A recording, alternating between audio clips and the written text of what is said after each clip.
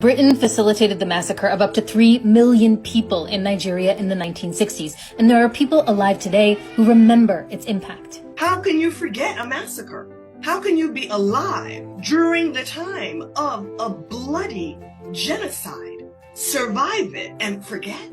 No. American professor Uju Anya was born in Nigeria, and her family survived a war that was sponsored by the British Empire. Queen Elizabeth II, before she died, never once openly acknowledged what her government did on her behalf, in her name, to prop up her crown and to pad her coffers and her royal treasury, and never once said sorry. Dr. Anya was born in 1976 in the aftermath of this war.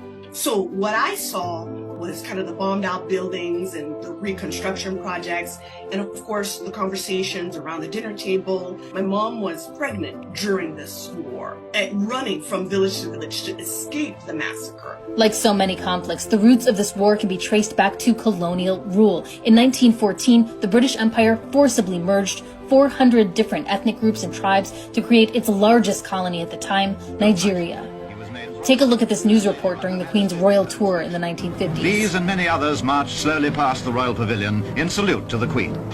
Never before had such a magnificently comprehensive tribute been witnessed in Nigeria. Even after Nigeria gained independence in 1960, there were still people who felt they didn't want to be a part of this newly formed country. This desire to create the breakaway state of Biafra would set off a civil war that lasted nearly 3 years. Fight on, brave boys, fight on! Heroes of our fatherland, pursue the enemy, harass him, destroy the invader. In response, the Nigerian government imposed a blockade on Biafra, which cut off all food supplies to the area. In living rooms across the world, people watched news clips of children with bloated bellies and sunken eyes. 3 million civilians were massacred, and they were done so using guns and bombs and supplies provided by the British government, at which Queen Elizabeth II was head. You see, Britain had a stake in this. It backed the Nigerian government because it wanted to protect the oil investments that happened to be in Biafra's territory.